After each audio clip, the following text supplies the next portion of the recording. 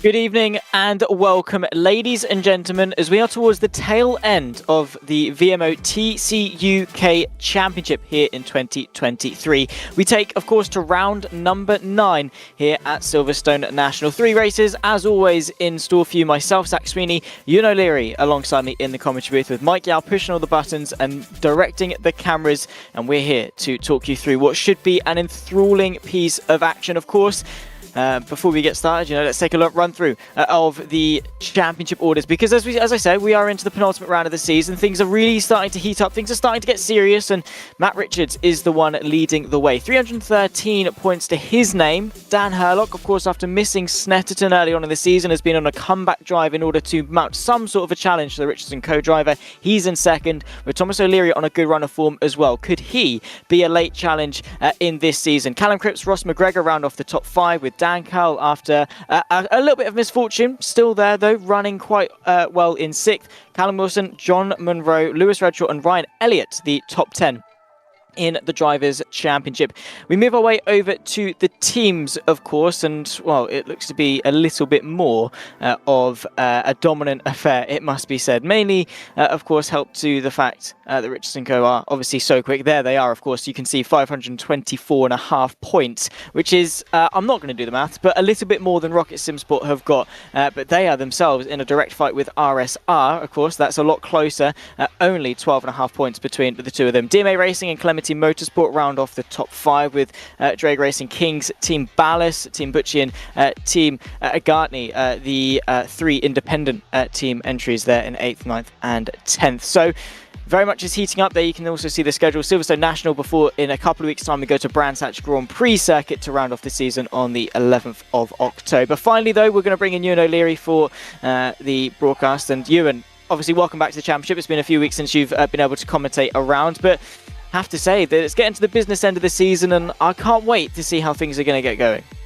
Yeah, can't wait to see how this one is going to conclude as well, because it's still pretty close in terms of maths. There's still well over 5 or 6 drivers. I think it may be 5 or 6 drivers who can still win the title from here mathematically. So it's going to be very close and very exciting right to the very end. And yeah, it's going to be fantastic. So looking forward to it. Glad to be back again, as I will be for the last 2 rounds actually. And yeah, we're in for a great end to what has been a great season so far. I think so. It's been carnage, chaos, and an utter roller coaster all the way through. But it's been a pleasure, of course, to talk you through all of the action. And yeah, we've only got 2 rounds to go. It seems like it's flown by. I mean, we started the season all the way back. I think it was in May, sort of mid-May. And yeah, there you can see the 17th of May. Boom. I kind of know what I'm talking about sometimes. All the way back at Donington Park. And it's been a battle. And, we're going to end the season in October in a couple of weeks' time. It's basically, half the year basically is gone just from this championship, which is mad to think, but it's gone by in a flash because of the amazing racing that we're seeing. As I say, 3 races. We've got race 1 coming up in just a few moments' time, decided by the qualifying that has just recently concluded. We'll go into race 2, which is decided off the finishing order for from race 1, and then a spinny wheel to decide the reverse grid between 6 and 12 going into race number 3. So plenty of action on the table here, Ewan. And the circuit itself, to be fair, Silverstone National, of course, we're not at the full Grand Prix loop. We do Maggots and then kind of not really make it to Beckett's. We turn right and we go down the Wellington Straight towards Brooklyn. So plenty more time spent in a straight line, which should, in theory, keep these drivers nice and close. Should keep them very close, yeah. The slipstream is going to be quite a factor around here, especially down the Wellington Straight, which is the longest straight, really, and provides the best overtaking opportunity down in towards Brooklands, although it's not a foregone conclusion down there, because it does switch back the other way again at Lovefield. By the way, the only left-hander really on this circuit. It's a very simplistic one to look at on the track map, but it does have more nuance to it than that. It does have more difficulty within it than that, and so yeah, it's going to require a lot of practice, and it has done for those in the week. And now we're ready to go racing as well in these last 2 rounds. Of course, it's the first and only time that we go to Silverstone in this schedule. And yeah, it's for round 9 of our championship. So yeah, big important race for everybody who wants to get close to Matt Richards, really. He's got a big lead in the championship now, and they're going to have to start cutting that down very quickly if they want to be involved by the time we get to the finale in the not too distant future.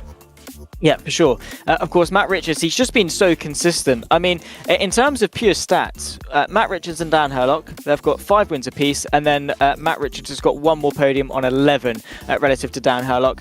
And, throughout the season, they've been just sort of the 2 that have set the standard. They've been the benchmark for the majority of the season so far. It's a shame, obviously, that Dan Hurlock wasn't able to participate in Snetterton, but that's just how a championship goes. You have to be in it to win it, essentially. And to be fair to Dan Hollick, he has sort of sparked a resurgence, but I think the turning point in this championship was a couple of weeks ago when we went to Donington Park. In total, it was only 19 points that he was able to muster up throughout the duration of the evening, which, you know, when you think about it, isn't really a lot, especially when Matt Richards was able to take a win and get himself inside the points as well over the course of race 1. A no score in race 3 definitely helped Matt Richards ever so slightly, didn't help Matt Richards, it helped Dan Herlock ever so slightly, in order to sort of, you know, give Dan Herlock something to think about, as there you can see the 450 races for, of course, the championship. That is a lot for Matt Richards.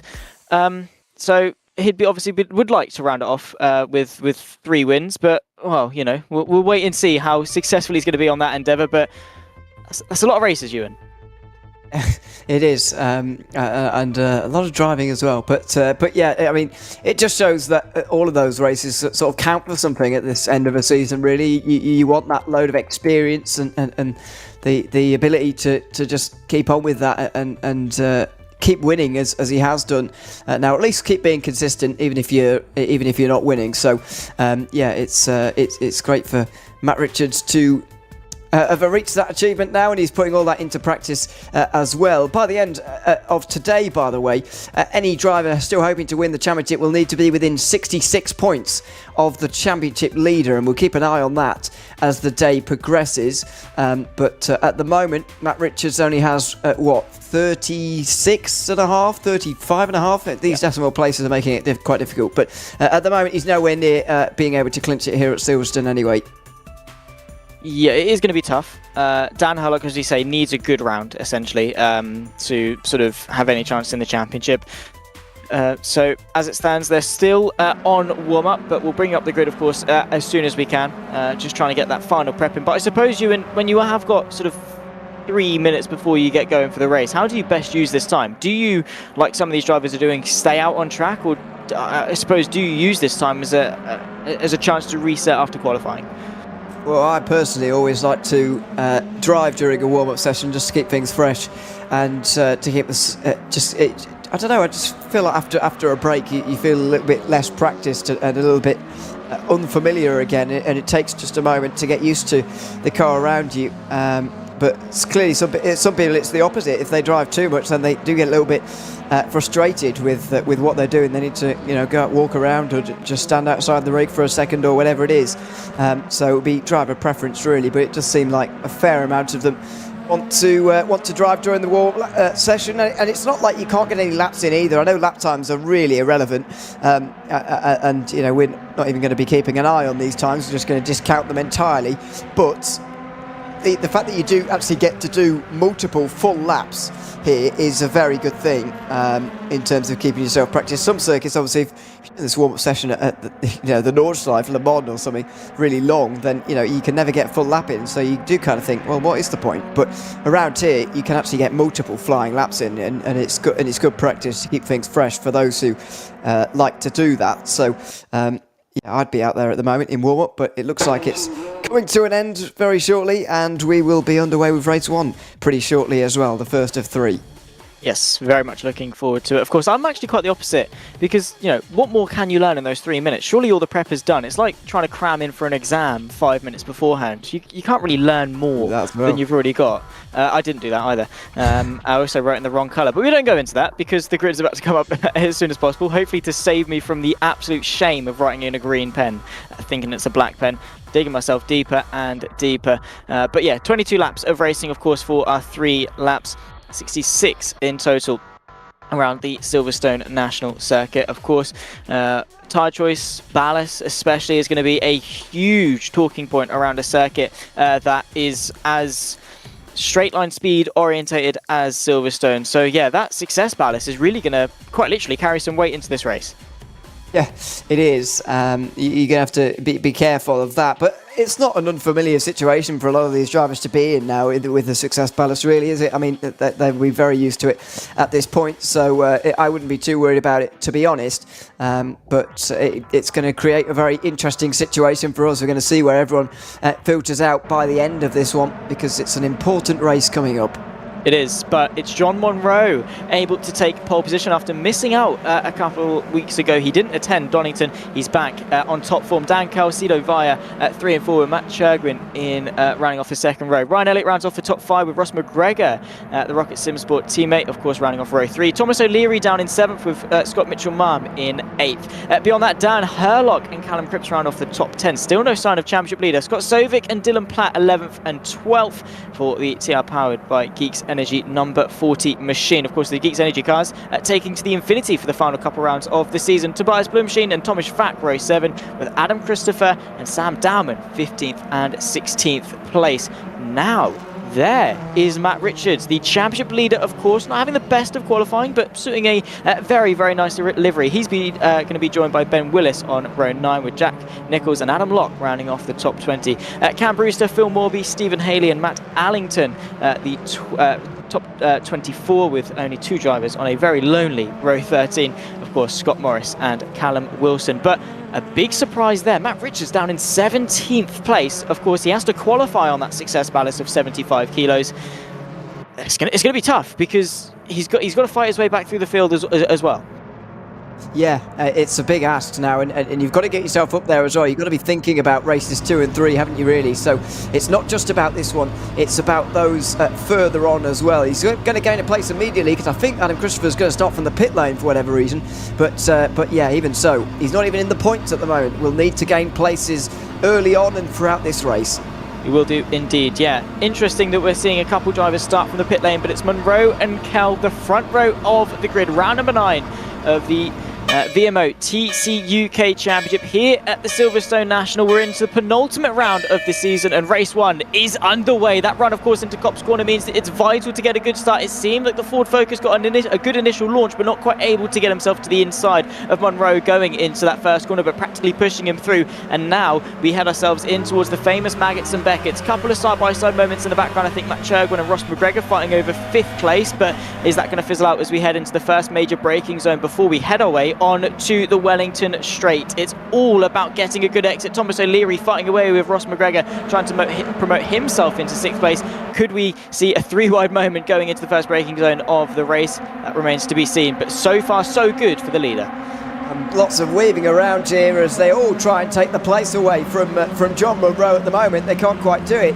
Dan Kell and Sid Advisor it was who was trying to make the places there, but side by side into Brooklands they go. There's Daniel Herlock picking him out through the crowd in the white and light blue, if you like, of the Infinity, battling for 9th place at the moment, I believe, with Scott Mitchell-Marm. Side by side they go in the 2 Infinities for that 9th position. Herlock still at least staying in front of Matt Richards, who is up to 15th in the opening lap of this race. He is. Dan Kell also been able to promote himself into the lead ahead of John Monroe, so a good start once more from Kell, who is looking so good in terms of raw pace as it stands. Will he be at the mercy of his hardware though? A car off in the background and a yellow being thrown. Who for? As a couple of moves in the background. Matt Richards trying to promote himself up a couple of places as well, although that yellow flag, who was off? Sure, for the moment, but we'll find out and maybe see that a bit later on. But yeah, I believe it might be Scott Morris actually further down. But anyway, side by side in towards Brooklands again for those further down the field. This is Matt Richards trying to make his way up into 14th now in that special edition livery, of course, and he does make his way around the outside of Sam Dowman there to get into 14th. Let's have a look at what happened in turn 1 though. Here it was Scott Morris. And he gets on the grass himself there, I think, doesn't he, at Copse Corner. Overcorrects, slides and goes all the way around. He will be at the back for most likely the duration of this race. Yeah, Matt Richards making a ascent to the inside of Copse Corner as well to promote himself ahead of Dowman for 14th. So now into the points, of course, Matt Richards bit by bit picking his way through the field. Matt Churgwin under a little bit of pressure as Thomas O'Leary is hammering him on the pressure. The Honda Civic tries to go to the outside with Scott Sovic and Mitchell Marm as well in the background, just trying to fight their way through the opening lap, sort of the carnage and chaos really, with all the cars being close. It's difficult to pick a line. Thomas O'Leary goes to the inside though, and promotes himself into 6th place. You've then got Sovic and Chergwin running side by side, just in the background. Mitchell Marm, I should say, running side by side with Chergwin. That's, of course, that fight for 7th. The Pixelate Esports 34 just able to steer clear of all of it, but of course, Mitchell Marm is able to pick his way up and into 8th place. So plenty of overtaking going on, and so far it's been kept nice and clean. That was Sovic getting really out of shape through Brooklands there, but kept it on the road at the very least through there. Fastest lap for Ross McGregor there over the line in 5th position, still very close at the front, as we expected to see really from the opening moments of this race, as Sam Dowman's gone off through Cobb's Corner by the looks of things. There's an almighty train for what, 15th place on backwards? Oh dear, and I think that's Brewster maybe off the road, is it? It is, in the BMW, straight off to the right hand side. You don't often find yourself there, in fact, Cameron Brewster, but he has done, and he'll be at the back now as well. Few drivers off the road here early on. Yeah, Mitchell Marm looking to go to the inside of Chergwin, going into Brooklands Corner as well. But yeah, but maybe he was invited there. Maybe he locked the rears. We'll have to take another look at it, of course, to properly digest it. But a huge mistake there, unfortunately, for Cam Brewster, sees him down to 25th place, ahead only of Scott Morris, who himself has had a couple issues. Lap 4 of 22, and still the two leaders separated by just a quarter of a second. You've then got Sido Vaya, not a million miles away either, hopefully to provide some rear gunner support to his Calamity Esports teammate of Dan Kell. Monroe sandwiched in between the two of them. What can he do? And his pursuit for the lead. Couple of drivers taking some liberties in terms of track limits at Cobb's Corner, which with some of these cars being front-wheel drive, you can't exactly blame them. Oh, it's a peculiar way that you have to drive these on occasion. Well, those who are front-wheel drive, of course, not everyone is, but yeah, it's a peculiar way you have to drive it, and saving the car as well is a peculiar phenomenon as well in front-wheel drive, as we all know, or most people watching this probably know. So yeah, it can feel very alien when you first step into one of those cars, but there is a selection. You can go rear-wheel drive as well in these cars, as the BMWs are indeed, and there are plenty of those up and down the field. Matt Richards' BMW, though, still only 14th. There's only a couple of points for that. Yeah, not much, but still Dan Halleck only in 10th, so it's not, a huge loss or sort of gain on either part. So I'm sure Richard's main objective is just going to be able to slowly but surely pick his way through the carnage and set himself up for the rest of course, the evening. His option race is going to be taken in race 3, where he'll then be on the softer compounded tyre. So maybe as the evening develops, he's maybe going to get quicker and quicker, and then maybe sort of build up to a podium or to a win later on, but that remains to be seen. We've got to finish race 1 first. Let's get through the first stepping stone of the evening. Matt Chergwin in the middle of Thomas O'Leary and Mitchell Marm. They round off lap 6 and going on to 7. O'Leary not really showing his mettle too much as Ben Willis tries to go onto the inside of Stephen Haley going into Luffield. That could open the door for Willis, who's not quite been able to get the run. Bit of push to pass potentially, as you saw Stephen Haley trying to just immediately zoom his way back past, but not quite able to find his way to the inside. And that's another thing around a circuit so top speed dominant, Ewan, is the fact that you've got to manage that hybrid deployment so cleverly. Yeah, you do have to really be wary of it. The advantage you do get, to be fair, is the fact that it's such a short circuit, so you're not managing it over a really long period of time, but a lot of that time is spent full throttle. That was a lot of contact there. Bloomshire getting straight into the back of Morby there, and he was sandwiched really, because Ben Willis got straight into the back of him as well in the Toyota, so it was all going on there.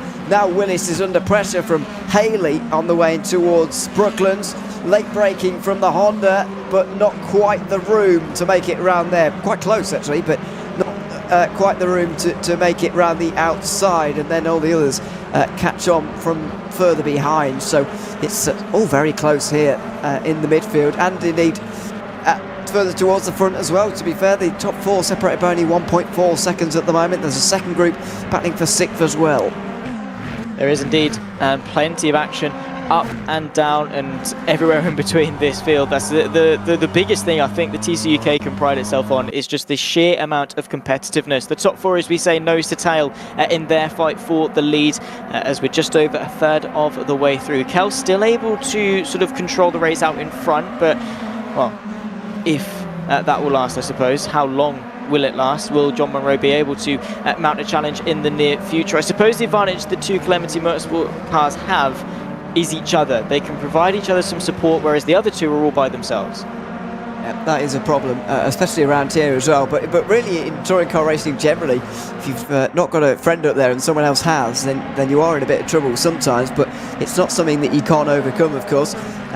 You certainly can, but we'll have to see. We're kind of in a waiting period at the front here as Ryan Elliott goes a bit wide there through Copse Corner. It kind of feels like we're in a bit of a waiting period. John Munro not really willing to risk it all right now to try and get past Dan Kell, but I'm sure he will try and risk something. He'll do something to try and take this lead away from Dan Kell before the race is over.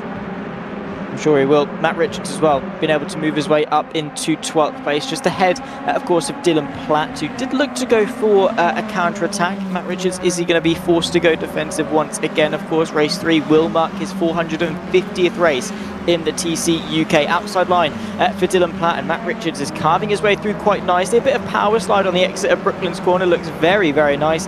Now you've got the RSR driver of Thomas Fack trying to pick his way past the fellow Infinity of Dylan Platt. Not quite able to on this occasion, but have to say, despite everything that's against him, you know, the prime tires as opposed to the options, the heavier ballast, Matt Richards is not doing too bad of a job in race 1. He's doing a very good job, actually. He's up to 4 points now after not having any to start with, and that's only 2 less than Herlock's getting, who's really not making any progress, by the way, Daniel Herlock, even though 5th or 6th place is not even that far ahead of Herlock right now. I know the top 4 are out of question because they're up here, but Herlock could be getting some more points here, and he just isn't for the moment. But that, of course, will preserve it and get rid of a lot of, if not all of his ballast, depending on where he finishes in this opening race. And we'll see what that brings during the second one as we go back to that group now involving Matt Richards, although he's getting away from these guys a little bit. Blumsheim certainly not, though. He's being overtaken quite a lot in the first half of this race, and he's slipped to 18th now. Yeah, not the best start, of course, for Blumsheim, who also wasn't here a couple of weeks ago either, so maybe a little bit of cobwebs for the Rocket Sim Sport driver to dust off, but yeah, not the start he would have wanted to have in this evening of racing into the second half of this race as well. Back to the front, Ryan Elliott trying to maybe pose a bit of a challenge, bit of a lock-up from a couple of drivers going into the corner that loops us round onto the Wellington Straight. No major changes still, though. Pretty stagnant. Is that can't or won't, do you think, Ewan? It's a difficult. I think it's a won't at the moment, because look at this now.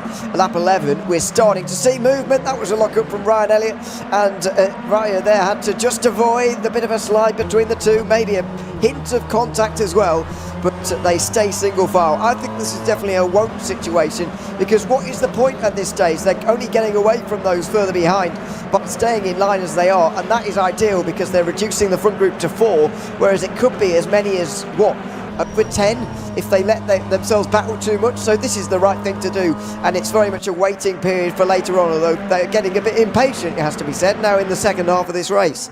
Well, they is Ryan Elliott. He is the one. He's the one trying to move his way onto the podium and really get himself involved. I'd still say it's too early, because again, the threat of Ross McGregor and Matt Chagwin are both two drivers that you really don't particularly want on your tail, especially as it would invite another Rocket Sim Sport driver. So then you've got 2 full sets of teammates. It's like this is for playing Monopoly in these touring car games. They've got 2 full sets, which is a very dangerous prospect to have. Anyway, Ryan Elliott, yeah, he wouldn't want to get himself, with more trouble. He's at the rear end of this train, which, to be fair, is not a bad position to be in. It means he's only looking forward for the time being, which means that's his sole and only focus, which I think is definitely helping him to maybe mount a challenge on to Sido Via. But as the laps tick down, they're short laps, they're coming thick and fast here. It gets to a point where you have to say, you've got to, it's now or never. I don't think we're at that point yet, to be honest. 10 laps remaining at the moment. I think we're still away from that, and there is still a worry that those behind, including the likes of Ross McGregor, will catch up here. A group of 4 is never ideal, really, but it's so much better than a group of, what would it be? Probably 11 drivers would catch up or be involved in the race leading battle if they fought too hard at the front here. So 4 is infinitely better than 11 in terms of a leading group to fight over in the later laps, and so I do think this is the right call, just to stay where they are for the moment and just consolidate the positions, then go a little bit later. But Ryan Elliott will be getting a little bit worried, and he'll probably get worried first, because when you're in 4th place you can feel like you're trapped and you're sort of being gate-kept, if that's a word, away from the first place, and especially with a teammate involved in Cino Vaya, he's got a real problem on his hands, so he will start to move first, and we're already starting to see that even more than 10 laps out. Yeah, he doesn't want to be left out. He's fourth wheeling in this podium fight, and he'd like to get himself involved. Stephen Haley looking nice in 15th place, of course. That's one singular point, so hanging on to a point score finish. Back to the top 10, and Dan Hurlock, he's knocking on the door of a couple more points, and I think these are crucial points to have considering the progress that Matt Richards has shown over the course of the last 14 laps. Yeah, I think so, because at the moment he's only gaining 2 points back. So that's a worry for Hurlock. At the moment, going into this race, the margin was 35.5 points. 33.5 is not much better, really, as we see the fighting for the final 2 points paying places. Stephen Haley down the inside of Platt in towards Brooklands. It's a nice move, actually. The Honda all the way in front and cleared on the way in towards Luffield. Don't see that very often. You don't, but a very good move indeed. Great respect shown between the two of them as well. So that, of course, is the main thing. Phil Morby as well, trying to pick his way into the top 15, and I think he's done exactly that. He's able to get that forward focus up and ahead and into a singular point-paying position. 8 laps, well, 7.5 really left to go in this race on lap 15 of 22, and we're still waiting for the fuse to blow out at the top of the timing tower, to wait for a spark to happen that ignites that lead fight. Is a little bit wide there from Stephen Haley, nearly potentially cost him a couple of places, but he's able to keep the momentum up. Phil Morby, however, could be in a little bit of trouble, as in the background as well you can see a number of drivers having to go to the inside line. Dylan Platt, he's able to stay on the outside, but it's not quite able to make any progress forward. Then you had Adam Locke trying to launch a bit of an attack on Willis just ahead and his fellow Cooper, but no major changes between these guys, and I suppose that is a difficulty when you've got trains like this, because everyone is getting a slipstream off each other. It is a bit of a problem, but then again, these guys are starting to sort themselves out almost naturally here. Dan Kell and John Monroe seem to be that bit faster than those behind, and maybe the pressure that Ryan Elliott is putting on Tavares at the moment is just helping the front two get away, but that certainly won't help. John Monroe just made a mistake in towards Beckett's there, as we'll call it for this round, really. I know Beckett's sort of continues on through there, but it's the hairpin we have here for the national layout, of course. So yeah, 6 laps to go at the end of this one. Dan Kell is still holding on to the lead, but I feel like he's going to have bigger challenge a little bit later on, as he looks to aim for his 4th win of the season. He'd like to, but it is going to be difficult for him to wrap that one up. So we'll see. Time will tell, and time will, of course, answer all the questions and see if he's able to wrap up that win. As it stands, though, it's Kell from Monroe, Via, Elliott and Churg in the top 5. Of course, the top 4, the only ones really in with a shout. That's Mitchell Marm going quite wide through Kopp's corner. That has lost him 8th place to Scott Sovic. Has it lost him another place down to Dan Hurlock as well? I think he's just been able to get away with it. But a small mistake can definitely have big consequences, especially if you're scared of reduction time due to track limits. The top 2, however, in this fight, Dan Kell and John Monroe, little bit by little bit, picking themselves away from that fight. I mean, they've nearly, well, they have now breached over a second back to Via. Yeah, this kind of nullifies the advantage that the teammates had earlier on. As we're 3 wide in towards Brooklands, this is very aggressive, and it's not even for any points at the moment. Down the inside there, I think, was Platt right to the very inside, or maybe he was being hounded there, but anyway, it's all for 16th place, and it was all busy there, as we've got off the road Scott Mitchell Barm. Yeah, I thought he was straight on at Brooklands, I believe, almost as if he's had some sort of technical failure, because he's just gone straight on, and for no apparent reason, really. Yeah, unless he's just rage quit out the race, which I doubt. I'm not sure. Can't remove himself either. He's only just removed himself, which is why I bring up a technical issue, because or is he still not removed? I think he's still just sat there. Let's take a look as to exactly what happened. No, we won't. We'll go back to the live action now. We will take a look back. Yeah, look, he just bails out. No control. Yeah, absolutely none. He's not. It's a wheel failure there for me, because he's got brakes. Yeah, but he doesn't have steering, quite clearly. He didn't get in the grass there and the gravel for fun. So yeah, his wheel has clearly not working. Whether it's comically fallen off into his lap, I don't know. But that's just my imagination. I think it's more likely to have just stopped working internally, and unfortunately that means he's out of the race. It does. Yeah, that is usually quite a big failure when it happens, if your steering wheel shuts off or falls off, whichever one Stowe misfortunes you. Then yeah, you're probably not going to be finishing very well unless you're very handy and able to very quickly get it back on. The joys of quick release sometimes, potentially, but yeah, if it is switched off, then it takes a little bit longer to switch back on again. Thankfully though, no one was involved due to that technical difficulty, and we still have those that were around him still accounted for and still in this race. Dan Kell, John Munro into the final few laps of race number 1 though. Who is going to be the one to seize victory? And well, it could be any of them, realistically. Yeah. Any small mistake and, you know, all 4 of them could be in the mix. Yeah, even Cedar Varia has just made a bit of progress over the last couple of laps, really. He's got rid of the pressure from Ryan Elliott, or maybe just stopped focusing on it so much, and he's starting to get back into the fray again. And John Munro might start to get a bit itchy now, knowing that he could be being sandwiched basically by the 2 Fords on the either side of him.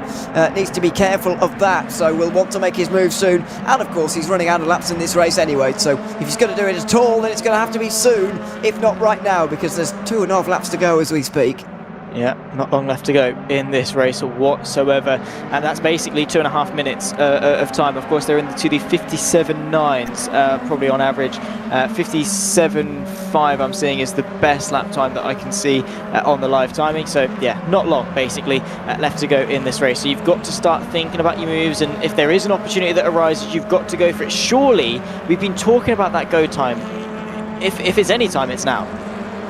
It is now, and you've got to do it because it's the penultimate lap as we go on to lap number 21 here. Munro has got to do, and this is where we find out whether it was a won't or can't situation in terms of overtaking. I still think it was a won't overtake for this moment, but now that they're both pushing again, it does seem that he's slightly struggling, John Munro. He's pushed a bit hard in towards Beckett's on a couple of occasions in the last 5 laps. He's just given himself a bit of problems, although I think Dan Kell maybe just had a screen freeze, and John Munro might well be right with him now, and he certainly is.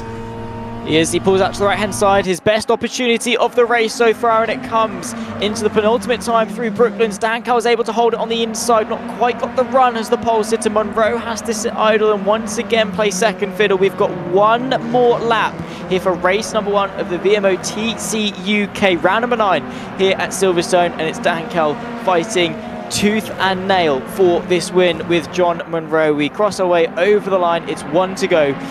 Oh. He tried, but Dan Kell had it covered, and realistically, as long as he covers it into Brooklands, he should be fine. Well, it's easier said than done, of course. If Munro gets a good run out of Beckett's, then he'll be really up for this, although Via is right there as well, so it could be difficult for Munro. He sails in towards Beckett's. He's held a nice line, though. I think Dan Kell has done enough, fending off through Brooklands and Luffield on the last lap. I think he's done enough for his 4th race win of the year. I think so as well, unless Munro is an absolute hero on the brakes into Brooklands. I don't quite think he is. So Dan Kell has got 2 corners left to negotiate and the run to the line in order to seal, as we say, his 4th win, his 8th podium of what has so far been a fantastic season of racing. Race number 1 is going to go the way of the Clementi Motorsport 89 machine. He's held on brilliantly ahead of pole sitter Munro. He flashes the headlights, he crosses the line first, and it's Dan Kell that wins the race. John Munro and Sido Via in 2nd and 3rd. Ryan Elliott and Matt Churgwin, the top 5. Beautiful racing all throughout here in Silverstone, and well, you only get 2 more races to go. Daniel Hurlock, by the way, just missed out on passing Callum Cripps at the very end there, so that was a point missed out from Hurlock. He only gains 2. Now that advantage is 33.5 points for Matt Richards, who finishes in 11th. Thomas O'Leary gains another 3 points on Hurlock, which could be important, by the way, as well, when we get to the end of the championship. They're now only 18 points apart, with still 5 races to go of this championship. We'll bring you up the final results, of course, and for those unfamiliar, we will go into race number 2 with this as the grid. Dan Kell will start from pole position, though will now be carrying 75 kilos in success ballast. It's John Monroe from pole that only is able to take second in the end, ahead of Cedo Vaya in third. Ryan Elliott, Matt Churg in the top 5, with Thomas O'Leary fighting really nicely into 6th. Scott Sovic and Callum Cripps in behind 7th and 8th, with Dan Herlock able to only get 9th, with Thomas Vack rounding off the top 10 for RSR. Of course, beyond that, we've got the likes of Matt Richards, who was close, not quite close enough to a top 10 finish, but still some good points in limiting the damage to championship rival of Dan Herlock there in 11th. Stephen Haley, Phil Morby, Adam Locke and Dylan Platt round off the top 15, with Adam Christopher, Ben Willis and Callum Wilson in behind that. Then comes Ross McGregor, of course, some late issues for him and a late penalty for him, with Jack Nichols rounding off the top 20. Behind that, Matt Allington, Tobias Blumstein, Cam Brewster, Sam Dalman and Scott Morris, those that were able to make it to the end of the race. And then, of course, unsurprisingly, Scott Mitchell-Mann, the only DNF from race number 1. Unfortunate wheel issues see him retire, but he'll be back, hopefully, raring to go for race number 2, which will be arriving in just a few moments' time. Myself, Zach Sweeney, Ewan O'Leary will be standing aside for just a moment. We'll be back.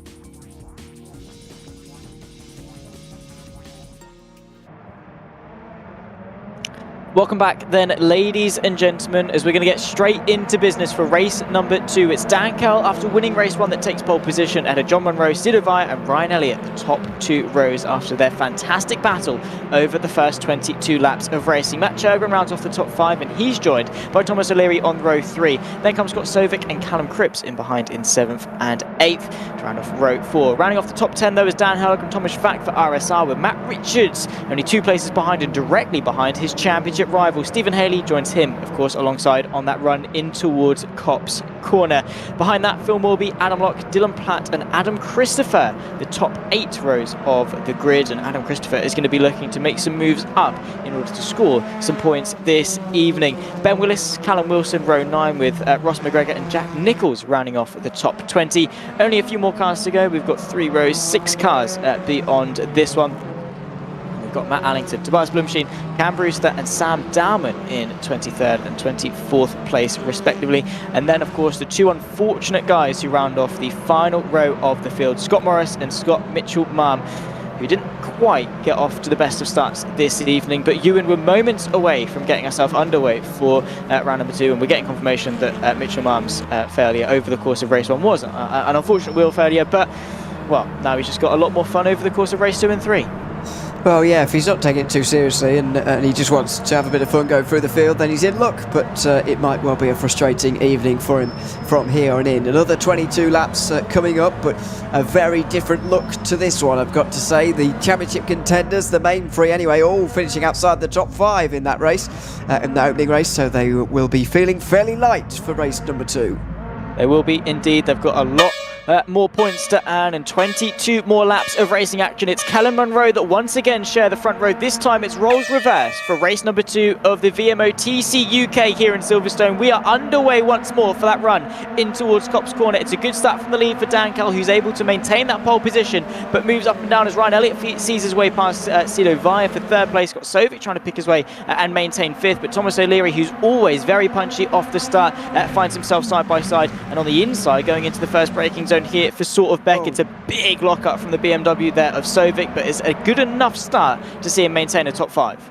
I think mostly it was clean, but there was a bit of sliding and crashing in the background. I think everybody stayed pointing the right way, actually, which is a bit of a miracle further on back, because in the second half of the field, it was carnage, and you can see this view from Scott Morris. It's all over the road in front of him, down in towards Brooklands for the first time. He'll brake late and try and make up some places. Slides from those of him up front, the likes of Ross McGregor, I believe. But yeah, chaotic start in the second half of the field, whereas it was actually relatively calm in the top half. Yeah, Scott Morris getting a whole bucket load of oversteer on the exit of Luffield. But yeah, so far so good. We tick our way onto lap number 2. It's Kell from Monroe, Elliott, Vite and Sovic, the top 5, with fights up and down as everyone is not really separated by much more than half a second apiece throughout the entirety of the 26 car field that we've got. We've got a yellow flag in sector 1. Who is that off? Callum Wilson for Richards & Co. off the road and suffering some sort of an issue. Maybe just your bog standard spin through cops. Possibly. We saw a few of those in the opening race of the day, and it wouldn't be a surprise to see a few more. Now there are looks from the likes of Thomas O'Leary, who is down the inside of Sovic there, and he's got Daniel Hurlock right behind. This is important for the championship, of course. They're 2 of them very, very close to one another as Matt Richards and Churgwin also fight. It's Richards who's been pushed to the outside through there and loses a place. Back to 9th for Matt Richards. That's Morby just behind as well. In that 10th place, so all very close. They're just in the bottom half of the top 10. In a bit, over the curb, car got unsettled and around he went. He tried to correct it, the car snapped back. Thankfully no one else was involved. That could have been a very high speed incident. But yeah, for Matt Richards, of course, coming into race 2, yes, he's not on the softer compounded tyre yet, but fielding absolutely nothing in terms of success ballast, so should in theory be flying as Callum Cripps flies his way to the inside. Is off the road in the background, I think. Who's that? Willis having an off, and well, maybe just either braking too late or braking off the track, forced him wide. I think he's been able to recover and get back on, as we've got Callum Cripps just in behind that. You've got, of course, Christopher and Haley fighting over 12th place, but yeah, a couple of mistakes creeping into the mix. Yeah, there are, and that's to be expected as well, not because they're long races, but they're just very intense races in the CCUK Championship. Dan Kell still leading by more than a second now, and you wonder how long he can keep that up, because there are some very lightweight drivers further behind in terms of their ballast, by the way, who are trying to make up the places from further back and could very well be on the podium by the end of this race. And then of course there's the reverse grid for race 3 as well, which is going to prove to be problematic for some, quite possibly. But there they are, there's the battle. It's all very close here and very entertaining stuff from about second on backwards, really. Yeah, it's just so chaotic, so much fun, and I'm sure these drivers are either loving it or hating it. Outside line for Matt Richards going into Brooklands. That is a twitch just ahead as well of the RSR machine. Bit of contact we saw as Dan Hurlock is trying to catapult himself around the outside of Scott Sovic and find his way into 5th place. But there's Thomas O'Leary picking his way on the inside of the penultimate corner. Not quite enough though on that run through Woodcut and towards Cobb's corner. There we go. We'll get one of them right. We don't even turn into Stowe. I don't know what I'm on about. Anyway, Dan Hurlock, he's on his route to 5th place. It's going to be difficult to the outside of Cobb's. The Gas and Chain Ballast Esports driver of Sovic has got it covered for now, but this midfield fight just in behind the podium should be very, very hectic for a couple more laps to come, hopefully. Just looking down the inside into Beckett's is Hurlock, and it's not going to happen. O'Leary on the outside of him at the moment, and there goes Richards on the inside. So 1, 2, 3 in the championship, 6, 7 and 8 in the race, but Richards can't quite get through on Thomas O'Leary there. It's side by side as Hurlock tries to make his way down the inside of Sovic. More intimidating him than anything as Matt Richards heads down the inside, very nearly down the inside of Thomas O'Leary. Can't quite do it on that occasion as he takes part in his 449th race in this series. He's getting there. What a weird 449, it's not even a number, 450 in a race time, and he's probably, I think, as we said, building up to maybe score well on that absolutely huge milestone. What's that? 3 races a night, that's 150 events, which is a lot, right? That's a fair few for Matt Richards, and he's going to be able to take a well-deserved break. Into Maggins Beckett's Thomas O'Leary trying to find his way through, but no inside line advancing as it stands. I think a lot of people see that as an overtaking opportunity. I think it's more a setup than anything. Yeah, possibly. I mean, it's difficult for us to tell. It's the kind of thing we have to find out afterwards, really. But for the moment, there's plenty going on. There goes Richards again. His teammate should say, oh, that's contact. And that might well be a penalty later on in the stewards' room as well, as Matthew Churgwin is stuck in the middle of the road. This is horrendous for him. He will... Oh, no. This is getting bad now. 4 drivers are backwards through Brooklands. And, Churgwin still hasn't moved since his spin about 30 seconds ago now. Finally, he gets back on the road. Finally. But a lot of time lost, which is going to be a huge loss over the course of the rest of this race. A couple of incidents creeping in and a couple of people making some fairly big mistakes that very could cost them a few points. Outside line though, going into Maggots and Beckers, I think that is in fact Scott Sovic on Dan Hurlock. Beautiful move, great respect given. Couple of bits of dust being kicked up as well as they fly their way through into Beggett's. Dan Kell under a little bit of pressure, as you can see Ryan Elliott forcing him to go defensive into Brooklands. The Ford Focus, of course, maintaining his lead for now. Matt Richards getting involved in trying to send the move to the outside of Thomas O'Leary and get himself into 6th place. It becomes the inside going into Luffield, but the Honda Civic is going to try and keep his nose in all the way around the outside. Bit of a twitch on the exit for the championship leader. We're going to take another look back though. What has happened to Matt Churgwin? This has got to be a penalty for me. He's broken. Oh no, sorry. I've got that all wrong. I thought that he was hit from behind actually, but it doesn't appear so, does it at all? From that angle, I've got that all wrong. And then in avoidance, a spin there, and Scott Mitchell-Barnes just having the most unlucky of days I think I've ever seen. Actually, he gets involved in that through no fault of his own, has to spin around, and he is at the back of the field again. So yeah, that was all a bit of a comedy of errors from everyone really. But yeah, got that all wrong really. It's just a solo mistake really, getting into the back of the car in front. Yeah, just again, no malice in it whatsoever. Just he broke too late. We've all been there, we've all done it. Matt Richards sitting idle to this fight between John Monroe and Dan Hurlock. Bit of a slide from the RSR machine as he tries to put his foot to the floor going into Luffield. It's the long way around though for Monroe, who's trying to hang on to 4th place. It's not quite enough, and Matt Richards could well see himself promoting himself just behind his championship rival, the Rocket Sim Sport driver, left to dry on the outside. Thomas O'Leary might well fancy his chances as well into Cox corner. Lap 9 of 22, and Monroe has had an absolute stinker of a final sector. Let's have a look at this again so we can get a full view as to... So there was contact. So the onboard was a bit misleading in the end, and it turns out I was correct in the first place, at least I think, because he certainly was hit around Churgwin, and I'd imagine there will be a penalty going the way... was it Cripps maybe who got into the back of him? Not sure. It was one of the BMWs. I think it would have been Cripps, but yeah, that for me is a slam dunk penalty really on the inside of Brooklands, but it doesn't really matter what we think. We'll find out afterwards. Yeah, that's not what we're here to do. That's what Aidan Millward gets to deal with after he's finished his kebab and finally has to get up to go do some work and look at the reviews. But to be fair, it's been all right. Like, cleanliness-wise, I think he's not going to have too bad of an evening. Side-by-side going into Copse corner as well. Dan Kell forced to defend versus Ryan Elliott, who is trying to set up an up and under. He might well have a good chance going into Magnus Beckett's. Kell sees it coming and covers it off. Is there enough space? And now Elliott is looking to go to the outside, ducking and diving, trying to find some space. Matt Richards goes for third. Beautifully done. Bit of contact as well, as Dan Harlock does not want to let him get any more advantage than possible, because of course Matt Richards is not going to be taking part in Brands Hatch. So Harlock needs to minimise the gap to make his life as easy as possible going into the final round. Into Brooklands, and it's Richards that's finally been able to move his way up into third. That no success battle is really coming in handy, especially for some lovely power slides. Yeah, not bad. It's noticeable, isn't it? The way the car's behaving differently is noticeable.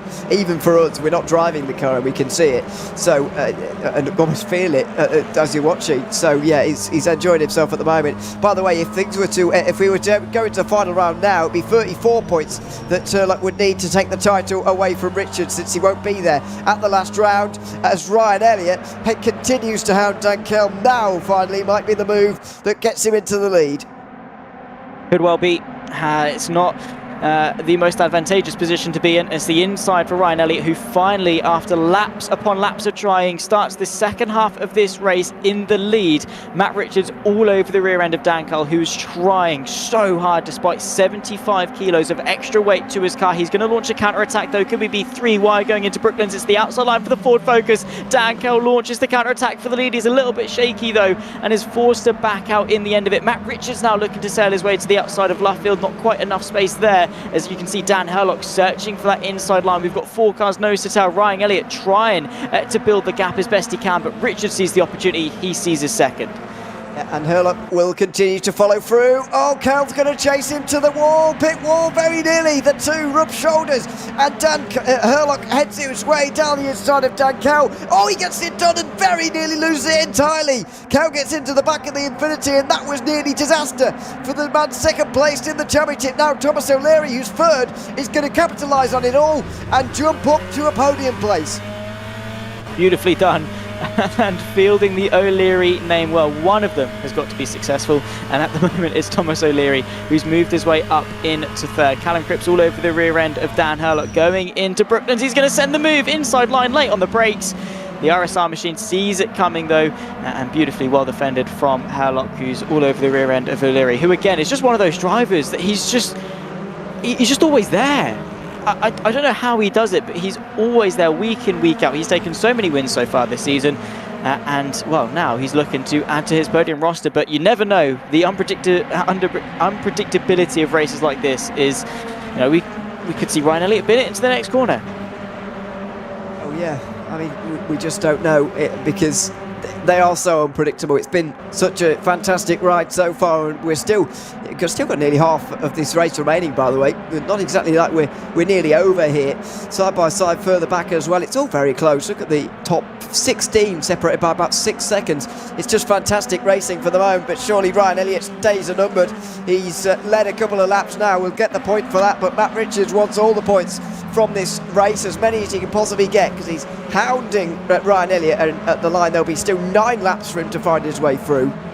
Yep, plenty of time when you think about it, but also not really.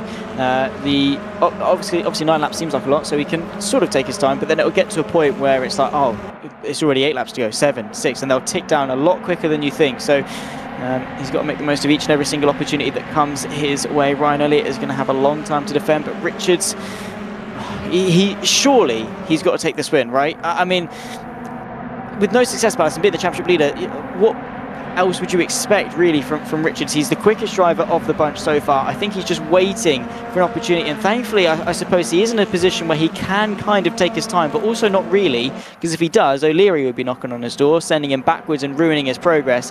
He is pushing like crazy, and I'm sure he wants that win on his 449th race. Ryan Elliott is definitely struggling, and Richards, you can tell, is in control. He is very much in control of this situation, just almost picking and choosing his moments. And if the pressure from O'Leary was a little bit heightened at this stage, I think he would feel a little bit more urgency maybe, but he's not feeling that at the moment because there is no pressure really. Donington and Cedar Vaya now are still separated, but still sandwiching someone. At this time, Adam Christopher, but a lot further back now are the two Fords, and unfortunately just going to try and hang on to a good position in the reverse grid really. The further they slip here, the less chance they'll have of benefiting and being right back up towards the front. Yeah. Of course, the range is anywhere from 6 to 12. So if you're in 13th, get that 12th place just in case. If you're in 7th, I suppose, go for that 6th just in case, because it could be the difference in between you getting pole and you starting from 7th place. Small differences could have big consequences. Cam Brewster on the back of Thomas Frack going into Brooklands. He's not had the best of race over the course of race 1. As Ryan Elliott had an issue, I think he has. He's tumbled to 5th, 6th. 7th, he's off the road surely. There's yellow flag being kicked out. Where is he going to rejoin? I think he's not even stabilised in 8th. He's down to 9th. Huge news, and O'Leary leads. Well, another point for that for Thomas O'Leary. He'll now move to 50.5 points behind Matt Richards, but surely Richards will be able to get through soon. This is the move from the current championship leader, Matt Richards. No. He's on the grass, he's on the inside, and to be honest, that's a difficult one to call, that really. Thomas O'Leary, by the way, does a great job of capitalising on all of that and taking the initiative. It's going to be an awkward one to figure out afterwards, because there was definitely a case of maybe 6 of one and half a dozen of the other there, not really sure. Yeah, I'm split. I'm not sure.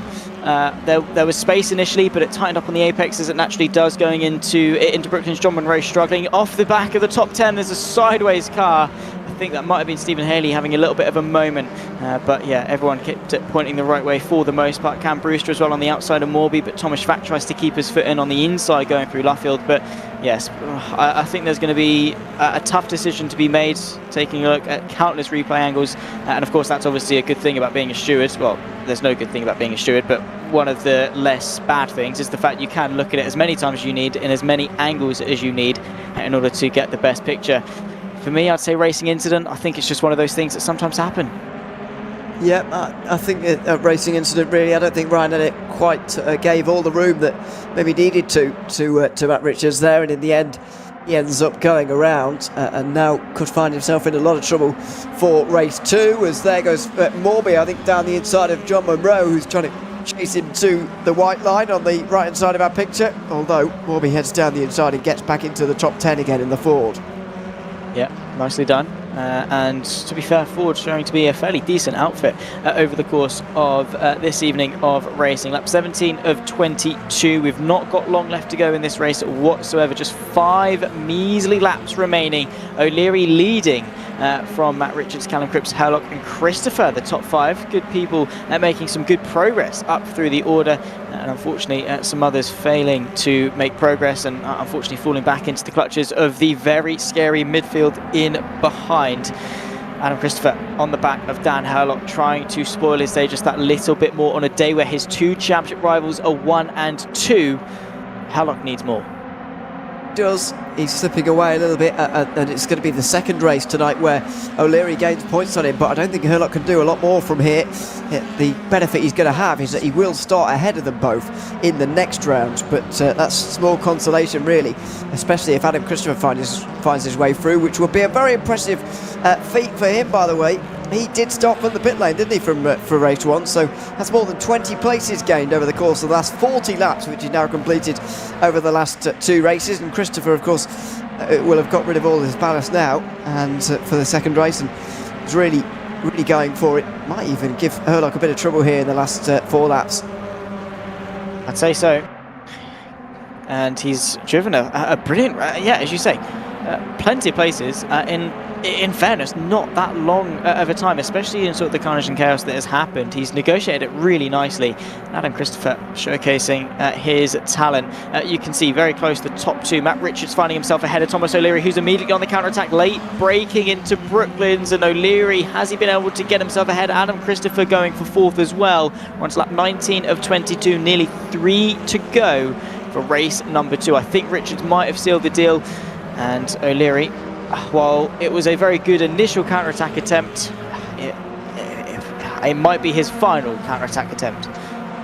Maybe. I mean, still 3 laps to go here. The BMW does look very strong though, and of course with a teammate there as well, Cripps could take some more points away from O'Leary here, and Richards now maybe just making sure that he can win this title without going to the last 3 rounds. Here goes Cripps down the inside into second place, and O'Leary doesn't really fight that one in the end. Maybe going to take the better starting position for the final race of the evening in that Honda.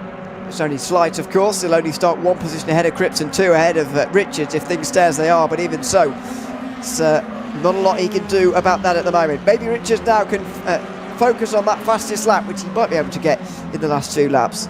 Yeah, it's definitely doable. Again, if he uses a little bit of higher appointment, he won't have the benefit of slipstream, but of course now he's got some clear air to use. So beautiful racing from Matt Richards. Callum Cripps as well, fighting his way back through on his option tyre race. He's worked his way into second, so beautifully well done from the 2 Richards & Co cars. Again, showcasing why they are so dominant in the Constructors or Teams Championship. Lap 21 of 22. We've got a lap and a half left to go, and well, Matt Richards is then going to have to obviously combat the reverse grid, and then once again the success balance into race 3, but this time by it will be on the softer option tyres. Cam Brewster gets it all wrong going into the hairpin at Beckett's, but he's managed to hold it really nicely in the top 10, still definitely within a shout. Yeah, it is, and of course the higher he gets up inside that top 10, the better chance he has at keeping the or benefiting from a reverse. Ross McGregor right on the back of him there as we head towards the final lap now. Matt Richards leading the way, might well extend this championship lead, putting it out of reach maybe of some. It's a good advantage that he has now as he approaches his 450th race in this series, of course, and maybe a second title as well after the final round of the season. Could well be. All depends on how many points he's able to get into the bag here this evening. He's driven so well, and I'm quite interested to see how that 450th race is going to go for him. But of course, all eyes will be on Thomas O'Leary and Dan Hurlock going into the final round in a couple of weeks' time if they are able to get enough points. I mean, to be fair, what is it? 63 points on offer. Well, even a couple more for obviously leading a lap, fastest lap, and pole position, those sort of things. So in reality, a single driver can get themselves 60 points for 3 wins. They can then get 3 points for fast lap, 1 point for pole position. So we're looking at sort of, and then leading a lap in each race. So what, 67 total points over the course of the evening?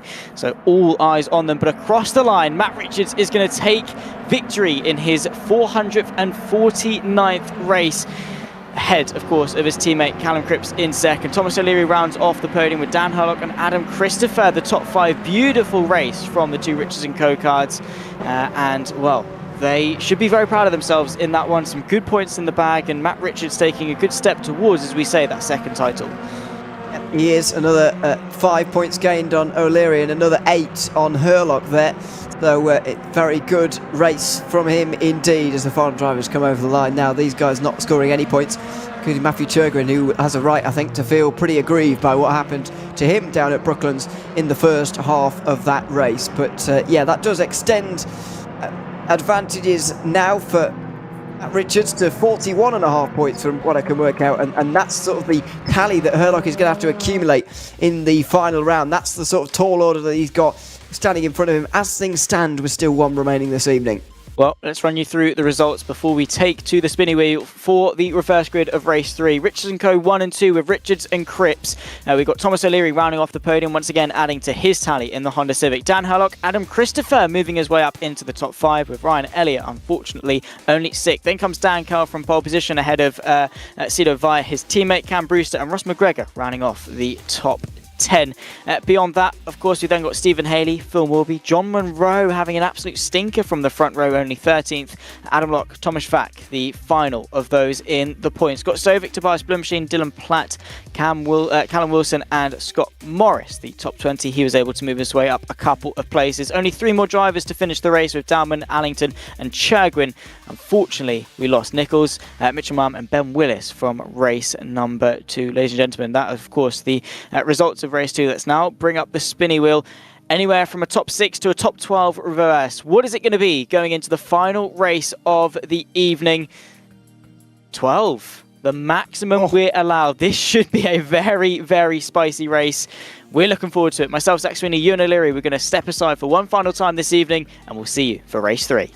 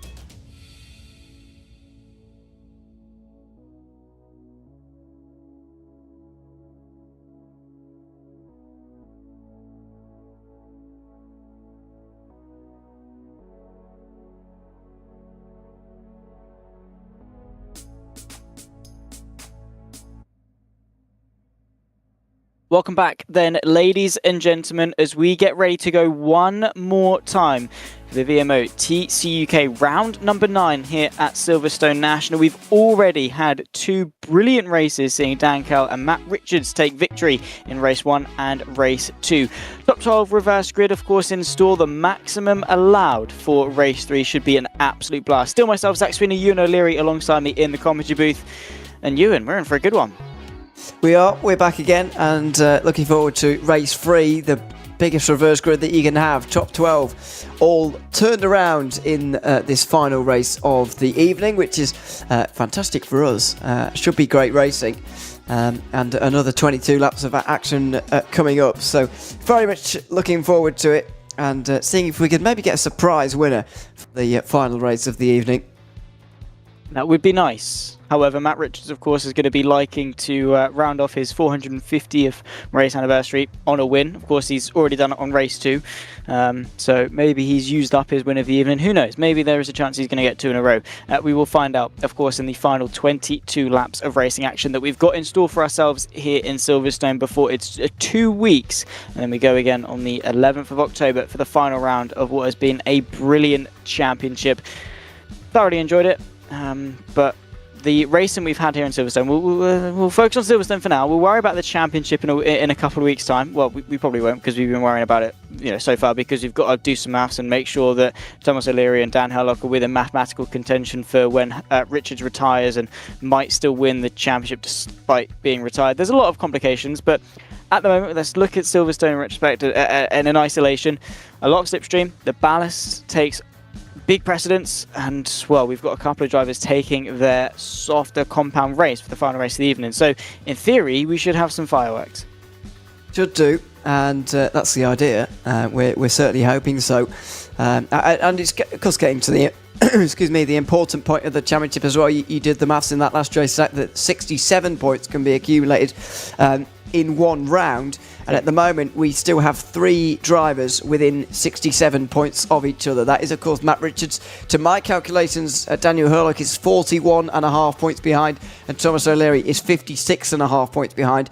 Now, I have a feeling, because of decimal places, because of all these bonus points that you can get, I have a feeling that might not be right. Quite a point here or there, but it does mean that Herlock and Richards are guaranteed to go into the final round still with a chance of winning the title. But realistically, Herlock needs to bring that margin down, doesn't he? Because can you see him scoring 42 points in one round? It's not happened very many times. I know it's possible, very possible, but I wouldn't like that figure going into the final round, really.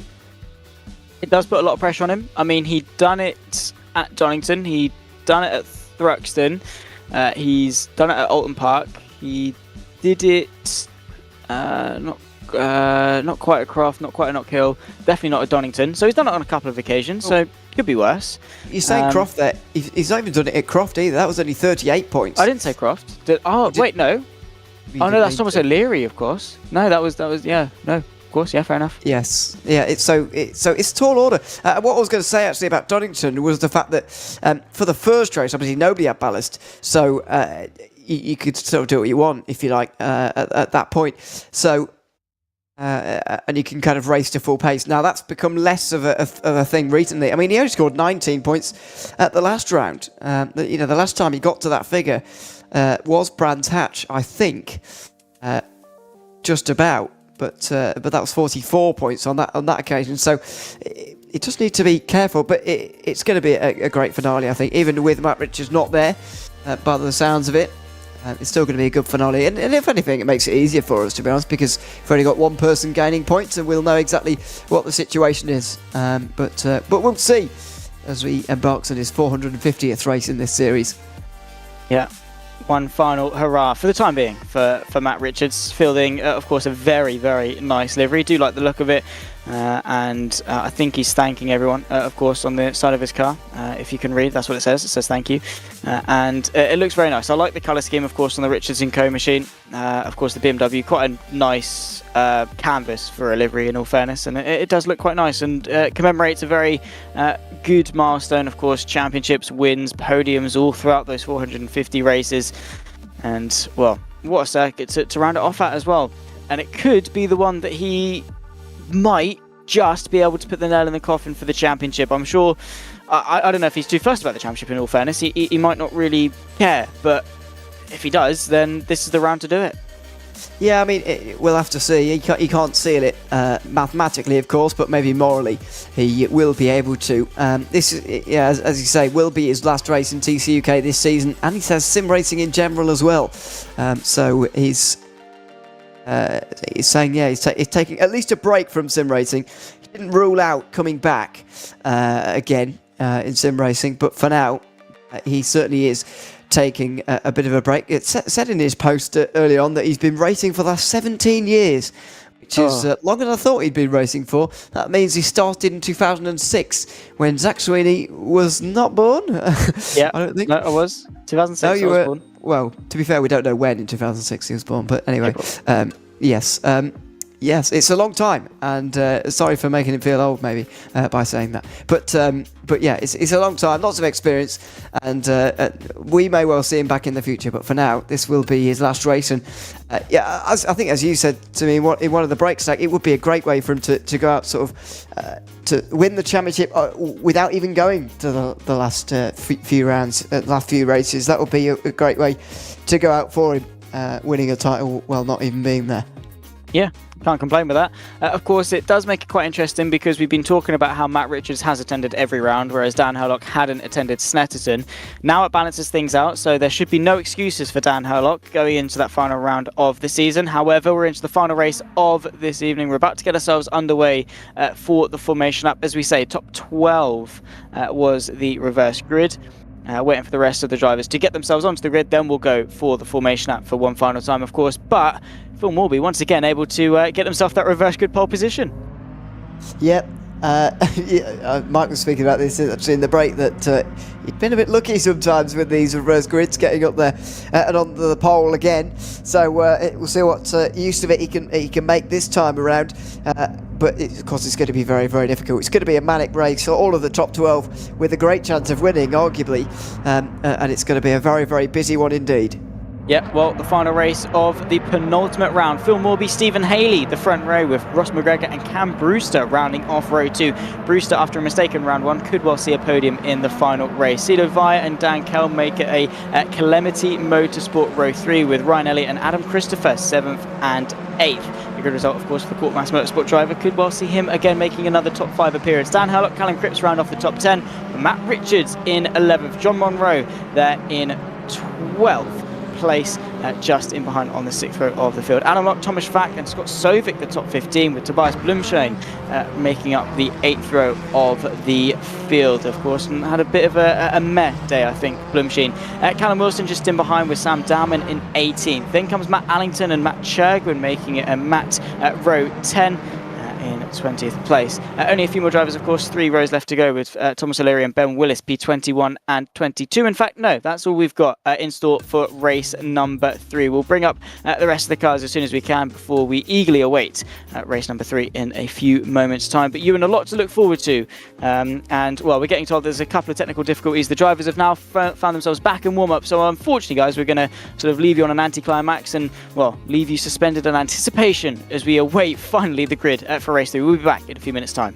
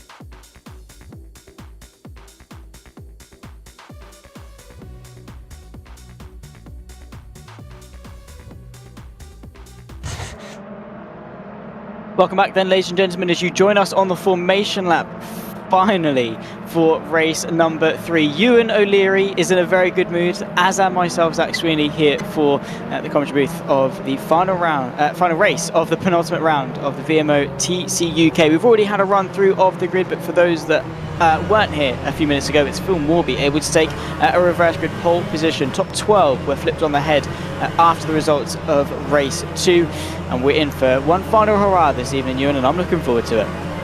Absolutely. A lot of anticipation, as you said, before this race, and we've got John Monroe starting for the pit lane as well, by the looks of things, which is going to complicate things. But yeah, lots of anticipation, and yeah, it's going to make everyone a bit nervous before this, I would imagine, and it's going to be a great one. Maximum amount of drivers been reversed for this race, of course. Top 12, important one as well, as they all try and get as close as possible to Matt Richards before those final 3 rounds in the championship leaders' 450th race in TCUK. A very important round then, as they try to stay within the margin, and well, Richards is going to try and extend the margin. 22 more laps. Race number 3 about to get itself underway, and here we go for one final time in Silverstone. It's a good start from pole position for Morby, but look to Stephen Haley to try and take the lead going into turn 1. In fact, it's an appalling start, and sees Ross McGregor catapult himself up in his 2nd place. Beautifully done from the Rocket Simsport driver as we head away towards Maggots and Beckett's for the first time at this race.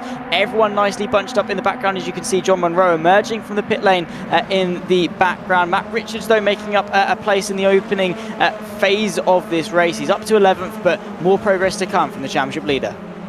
Yep, there must be, and it's all going to happen. There must be more progress for everyone here. Look at this, chasing each other to the white line there. It's, I think, Brewster and Kell. He was driving down the grass there, was Dan Kell, and now slides his way through along with his teammate via there, both of them sideways through Brooklands. Now Kell will go to the inside of Brewster. The two of them very physical with each other. Very aggressive defence from Brewster and aggressive offence now from Dan Kell as well.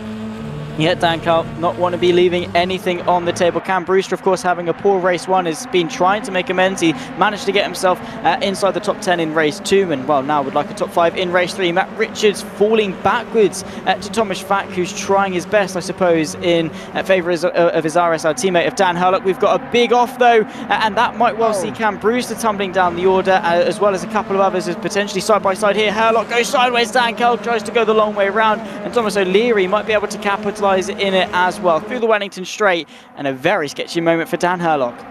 What a great start it is, though, for Harlock and O'Leary as they try and put distance between themselves and Richards. Side by side for the lead as Morby tries to hold on from McGregor. Further back, by the way, Thomas Fack was the one who went off in the Infinity on the exit of turn 1. Morby has held on to the lead, and there is that battle. McGregor was alongside briefly, couldn't get through as Haley tries to get involved. This is the replay of what happened at turn 1. Let's take a look then, and it might just well be a small twitch, and then, well, Cam Brewster just came like a bullet out of nowhere. Thankfully, everyone in behind had enough time, apart from him. Who was that? Thomas Vack, I think, didn't quite have enough time to react. He then swerved out the way and lost the car on the grass, but yeah, not the way he would have wanted to round off his final race of the evening. And we spoke too soon for Cam Brewster, because his recovery drive to the front throughout the evening has now come to a very swift end in 21st place. But still more action to call. Morby versus McGregor at the top of the timing tower. Haley trying to hang on to the podium potentially from Hurlock in a few laps' time. O'Leary trying to make the most amount of points in this round is off the road of the background. That might be Cam Brewster again. Yeah, it's either himself or Vac again. They're both way off the back, as it turns out, at the moment, and it was Brewster, as you said at the time. So, yeah. not ideal for either of those two. But the battles further up are very, very interesting indeed. Herlock and O'Leary 4th and 5th, with Matt Richards fighting his way through, now 8th place for the championship leader. Yeah, he's picking his way through quite nicely again, carrying the success ballast. Even though he started 12th, he gets the ballast for where he finished in race 2, which was first. So obviously he's fielding the full 75 kilograms of ballast. He obviously also had the disadvantage of starting in 12th, but he's now got the fresh tyres to balance things out ever so slightly. I say fresh, they're fresh and softer. He's obviously taken his option race in race 3, trying to carve his way through the field, which, to be fair, he's making steady work of doing already. The next few cars are lined up for him as well. He's just got to pick them through one by one, use each one as the stepping stone of the last. You can see Sido Vaya under pressure, trying to make a move on Adam Christopher, as Tobias Blumstein tries to get himself inside the top 10 for the first time this evening. The Rocket Sim Sport car not quite able to on that particular occasion. But we've got 5 cars here, all fighting for the lower end of the top 10. As a very interesting display over the course of the first couple of laps. This is how Ross McGregor has been able to see himself into the lead of the race going into Brooklands corner. Outside line going through, a bit of contact with himself and Phil Morby. It was a good defence, but McGregor was very aggressive, very bold, very brave, and a brilliant move on the inside. Eventually got it done, and so he's now into the lead. Is he going to be able to get away with that and take the win with almost no contest from here? Quite possibly, even though it is only lap 5. On the moment, Morby now is going to have to defend from those behind as well, though it's not that packed up behind him. It's really Thomas O'Leary who's at the front of the train a little bit right now from 5th on backwards, and this is what it's creating. It involves all 3 championship contenders as well, though I say that Herlock's getting away from it a bit, actually in 4th place, possibly looking at a podium here, which would be a good result since he podiumed in that second race as well. Could well be. Lap 6 of 22. I'm sure a lot of people would be loving a podium. This is one of their best chances to do so with the just the chaos and the unpredictability of a reverse grid format, and of course it being race 3, everyone is either peak adrenaline or they're tired, fatigued, and want to get out of their sim rig. Side by side in the background between a couple of drivers could have well been, I think, Sovic and Cripps fighting over 12th. Following this fight at the moment, Christopher falling backwards in the opening stage of this race, would like to see himself inside the top 10, but Blumstein is trying to go for the move on Vaya. I think he's managed to get the inside line going into Brooklands corner. Has he sealed the move? Not quite. The Ford Focus going the long way around. Sido Vaya back up the inside for Luffield, sideways from the Toyota of Tobias Blumstein, and he's unfortunately had to concede that place in the end, and Vaya stays in 9th place. Back to this fight though for 5th, as O'Leary is hanging on quite nicely. Oh well, it's Elliott, I should say, hanging on quite nicely from Kel Richards in this 3-way fight for 6th. O'Leary's getting away entirely, and now Matt Richards maybe staring at a 6th place at best situation in this race now. That'd be 10 points to his name, but Herlock is still relatively in contention for the race win here, and that could lose him up to 10 points, maybe more at the moment, because you do get 20 for the win, of course. So it's not ideal for Matt Richards, who really does want to extend that margin as big as possible to give Herlock as difficult a task as he can in that final race or final round of the season. Herlock looks to the inside of Haley now in towards Luffield corner. Can't do it there, and we'll have to search for another movement. It's wide from Haley there as well. Surely Herlock will be able to finish this race on the podium with a few battles and a few moves here. You'd think so, he'd hope so. Again, maximising the points haul to make his life, well, slightly easier. Still going to be a tough ask. He's going to have to be on the pace, and his last couple of rounds of form has been on the decline, so he's going to be hoping to have a resurgence, hopefully some more motivation going into Brands Hatch GP. And he'd like, of course, to hopefully succeed in that regard, or in order to seal the championship. There could well be the move for the podium, as Stephen Haley ran a little bit wide. We're going to catch it here. Herlock gets a good exit, but it's going to then be the long way round when they reach the next braking zone after the Wellington straight. I don't quite think Herlock has got the legs on the straight. Haley maybe using a little bit of hybrid deployment in a bid to defend, and well, at the moment he's defending 3rd place really well and might turn this defense into offense. It's getting a bit dangerous now for them all, really. Especially Herlock and O'Leary, who've got something to fight for here. This is, speaking of dangerous, goodness me, Ditzido right involved here. Christopher pushed to the outside in the multicoloured Cupra on the outside. Sovic on the inside will make up another place there through Woodcote corner. So it's all going on here. Fantastic battle for 9th place. Bloodshine is the one who succeeded, though, and he's heading the group now, with Via still very much there, not too far away from his teammate, but it's a little bit less hectic up here. This is the fight for 2nd place, only allowing McGregor to get further out in front. Yeah, he's stretching his legs, spreading his wings and flying away from the rest of the field. Herlock, though, ducking, diving, searching for a gap. Stephen Haley weaving around, trying to break the slipstream. Phil Morby under pressure, and around the outside, potentially the door opens, but it's sent the Honda Civic wide, and Herlock says thank you very much. He picks the position off, and he's onto the podium. A very nice, opportunistic move there from Herlock, and now he's eyeing up 2nd. Yes, we'll see if he can get there. I would imagine so. Herlock has looked pretty formidable so far in this race. He's made great progress, especially on lap 1. To see him almost inside the top 5 after only a lap or 2 was fantastic news for Herlock, whereas Richards was maybe taking the more conservative approach, but in the end it hasn't really paid off for him here. He's going to lose a lot of points here. It's the championship leader to both of his main rivals, who will stay in contention for this title going into the final 3 rounds of the season. Herlock goes to a slightly wider entry, Beckett's corner. A great run on the way out here, and surely he's going to give Morby a hard time in towards Brooklands. You'd think so. He's going to be hoping to be later on the brakes. You can also see Thomas O'Leary trying to pick his way into 4th, late on the brakes from the RSR driver. Phil Morby gives him a little bit of room, as well as a little bit of oversteer for himself, but he's able to hold the inside line going into Luffield, which should well be advantageous. But really veering off the corner there is Herlock to get a good exit, and might well see him have the inside line going into Woodcote. He gets narrowly given the space by Morby, who has just about got the speed to hang it to the outside as they reach Copse Corner. And Herlock has to stay in behind Ford now, but definitely showcasing his intent for that 2nd place. And the sooner he gets into 2nd, the sooner he can maybe start looking to catch McGregor for the lead. Yeah, we'll see if it's going to be possible. Side by side now for that 2nd place. Morby on the inside, it's going to push Herlock out wide there, and Herlock knew that from very early. He now tucks back for a late apex, goes for the run off the corner, but can't quite do it there. Now he'll look back to the inside all over again and try and make this move into Brooklands. He was not able to get into this situation before. Now that he has done, will he make use of it? Well, yes. Brakes late, but not too late, and he's up to 2nd place. Nicely done from Dan Herlock. Now he's got to set his sights forward, but not make a mistake, as Morby looked intentful there to maybe fill that gap on the inside. 2.5 seconds up to Ross McGregor, but still half the race left to go for Herlock. Can he win this race? That would be a very good step forward in terms of the championship. Matt Richards not really able to make much more progress than 7th at this point in the race. In fact, has been losing time to Ryan Elliott over the course of the last couple of laps. So we'll be interested to see what the championship leader can do into the 2nd half of this race. So far, so good for Herlock. The most important thing now, though, is to get away from Morby so he can very firmly shift his focus forwards. Yep, he's going to have to. And they're all going to attempt to do that. There's a yellow flag in Sector 1 at the moment. I think Locke has gone off the road at Turn 1, quite possibly. Don't know if we caught a glimpse of that in the background or not, but I'm going to guess not.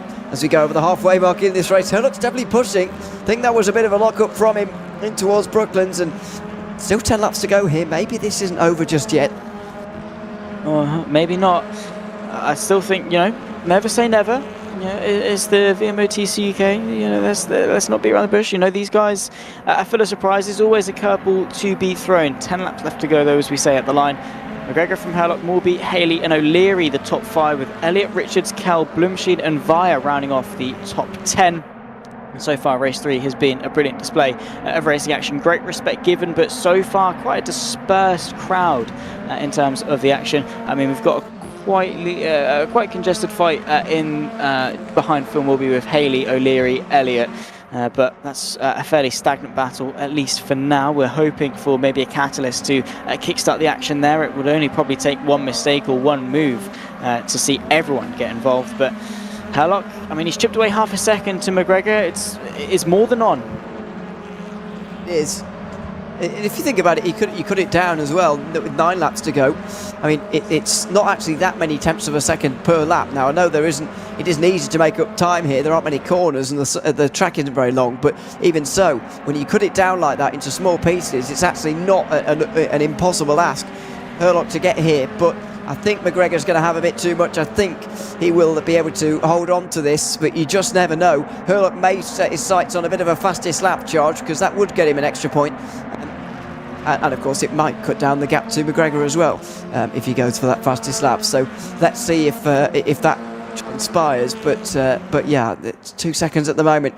The battle for third place is the one with real interest, although Morby is even getting away now as well. Yeah, he's been able to sort of stretch the advantage ever so slightly. I'd say Haley and O'Leary, they could work together and could close the gap maybe for a podium. That would be more mutually beneficial, but only one of them is going to be able to get onto the podium. But O'Leary so far hasn't been able to sort of hold back so far this race. I think he's been very offensive and in the good way. Obviously, he's not been offending these drivers, he's just been attacking them quite a lot, and he's now looking to attack maybe for fourth place relative to Stephen Haley. And I think maybe in O'Leary's head, he's the one who he thinks is the best one to lead the charge forward, especially maybe as Matt Richards is closing in onto this battle behind. Yep, certainly going to be there very soon, and well, is there right now as well. Ryan Elliott looking for his way through at the moment, and O'Leary's just finding himself stuck now, just getting in a bit of a pickle really with this, because he's been behind Haley for a little while, seems a bit stuck, and now he's got Elliott and Richards right behind, so this is not ideal at all, him being in this position. By the way, McGregor extends that gap to Herlock, so I think hopes for a battle for the race win are going to go away, and I think the podium places are mostly settled as well. Yeah, I'd say so. I think that for the most part, the race has sort of just died down to a standard, which is not the way we wanted to round off the evening, but we've still had some fantastic racing between now and the end. But never say never again. We've got O'Leary and Haley battling away still, and a mistake, wheel issues, we've seen them time and time again. Let's remember this is motorsport, and not to push that, something is going to happen, but I'm just saying there is a chance that it could happen into the final couple of laps of this race. We're already on to lap 16 of 22. These laps are flying by. Naturally, it's less than a minute per lap, but yeah, this race really does go by in a flash. I suppose time does fly when you're having fun. For McGregor and Herlock, though, it's going to feel like an absolute eternity. The gap plateauing between the two of them, now 2.1, so it's sort of McGregor gains, Herlock gains, McGregor loses, and just a little bit of to and fro between the two of them. I don't quite think Herlock's got enough time or speed to close the gap for the lead. Yeah, I don't think so. There's only 6 laps to go now as we go over the line. The main interest is going to be here. O'Leary's still stuck behind Haley, and it's really a bad place to be. I don't know whether he's staying behind in the hopes that they can maybe get Morby if he does that, but I don't think that's going to be the case. Just don't think Haley really has the pace. Goodness me, that was a slide from Matt Richards. He absolutely can't afford to lose the car entirely. Now O'Leary goes down the inside and gets through, but I think that was a little bit too late really. Morby's still not out of reach just yet. Maybe O'Leary will be able to grab the bottom step of the podium before the end. He'd like to. That of course would make this evening 2 podiums for Thomas O'Leary, and some good points as well going into the final round of the championship. He's got to have some good wit about him though. He's got to have the pace, and he's got to attack Phil Morby sooner rather than later and put the Ford Focus under pressure as soon as possible, because again, time is not on his side and is not something to be taken for granted. You can already see though, within a couple of car lengths of Morby, he is not waiting around at all and is taking this opportunity with both hands, already putting a couple of car lengths to the cars behind, and 5 laps remaining. I'd say he's the favourite for that final place on the podium. Well, it's hard to pick a favourite at the moment. In my opinion, it's going to be quite close to the very end. John Munro's made his way up to 18th after starting from the pit lane. And Cameron Brewster's made his way back to 19th. That's very impressive from him. Oh no, that's a slide. John Munro not enjoying the Toyota through Copse Corner there, and neither was Dowman either. Sam Dowman was in a bit of trouble there around the Copse Corner. So Brewster up another place to 18th. John Munro back down to 20th again as the fight for the podium really does now ramp up. Final 4 laps of the evening. Just another chance for O'Leary to gain another 2 points to his tally and get that little bit closer to Matt Richards, who has chance to gain his own points here, don't forget. Yeah, he does definitely well do.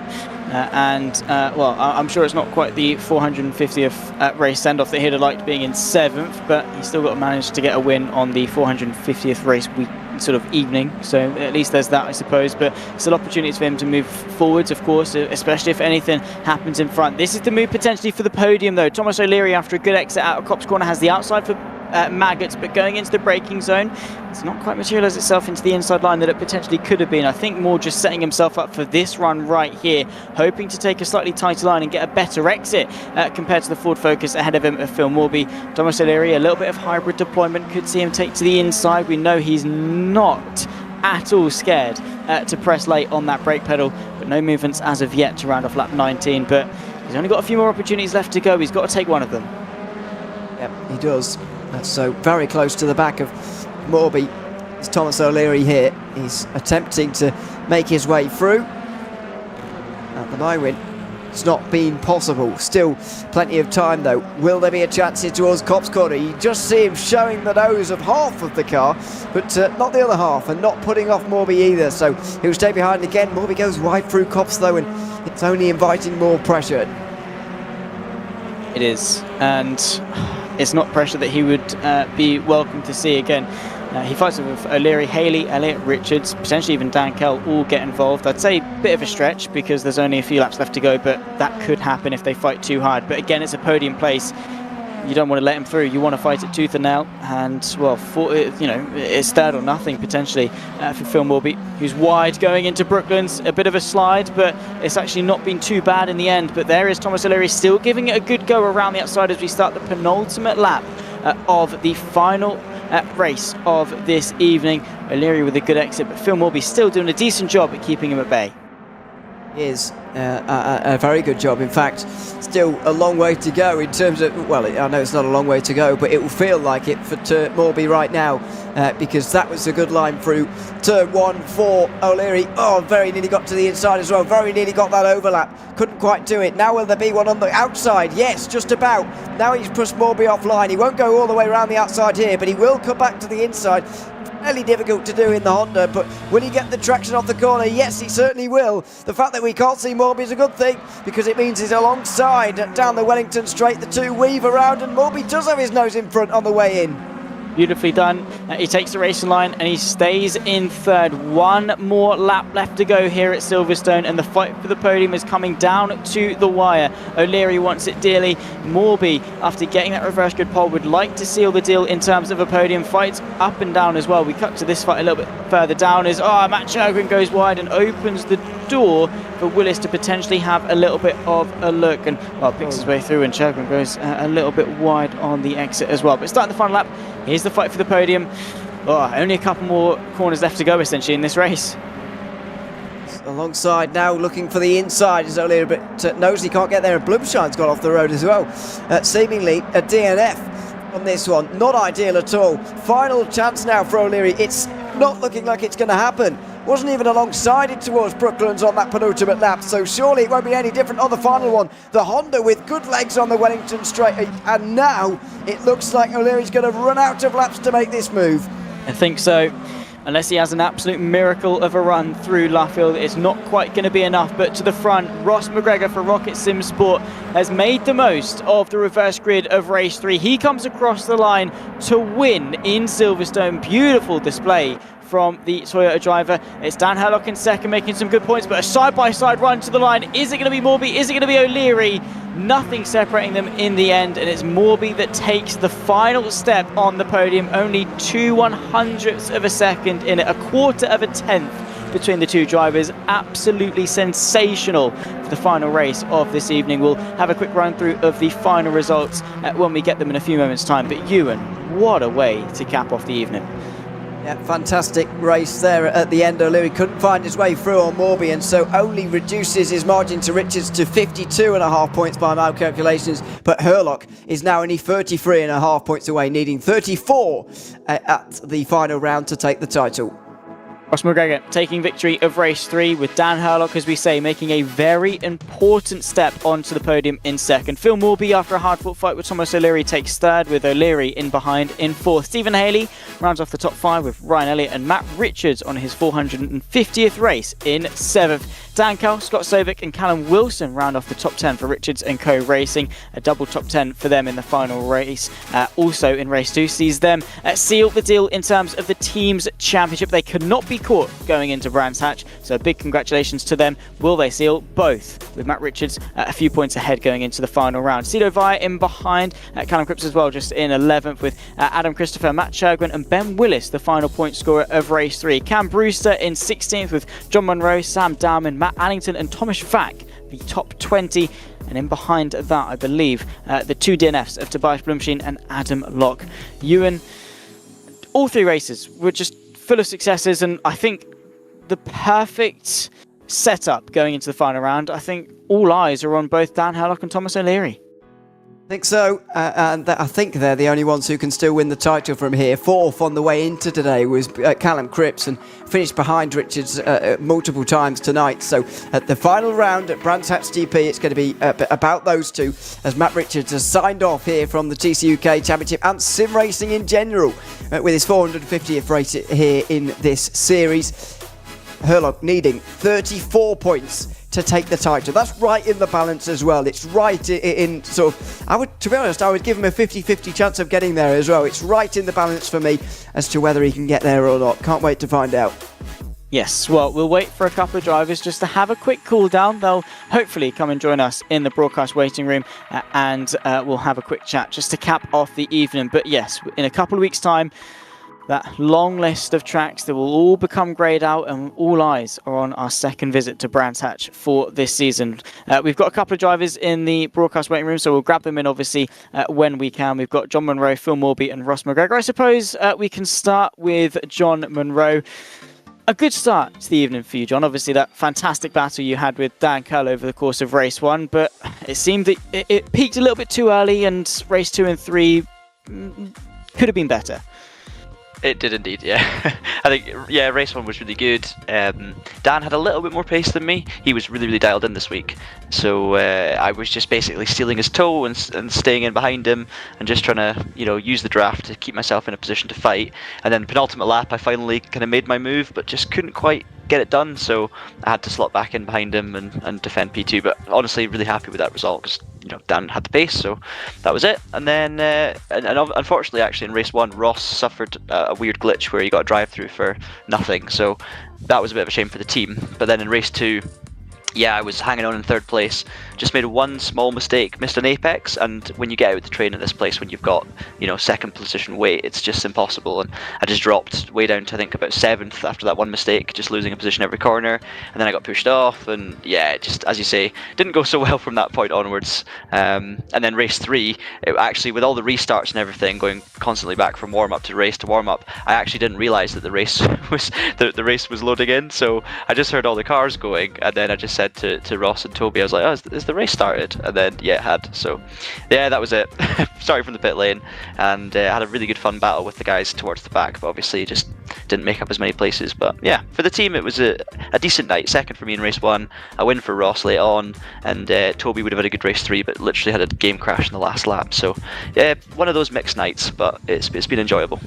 Definitely, and some good points as well in your championship battle with RSR and the teams. 1 round to go though. You looking forward to capping off the season well? I think on behalf of the team, yes. So I personally am not going to make it, sadly, because the rescheduled race, I've got I'm at a wedding that night, so I won't make it. But main thing is, we've got Cito coming in to take my place, and he's a brilliant driver, as you would have seen tonight and last week. So he'll do a good job along with Ross and Toby. And the main thing for us really is securing 2nd in the teams. I think Ross has been the highest scoring championship driver for the last 4 or 5 rounds. He's been super, super quick and consistent. So hopefully, he can carry us up there.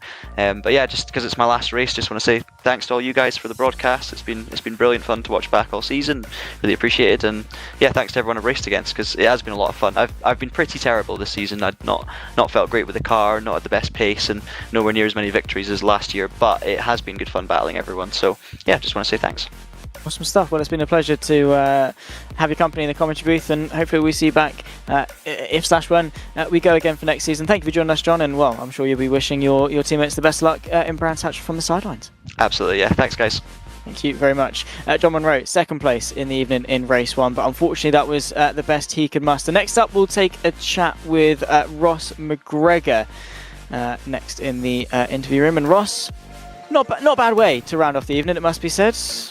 Good job. Yeah, absolutely. Thank you. Yeah, the race 1 was going to be difficult because I was on mediums and had a little bit of weight.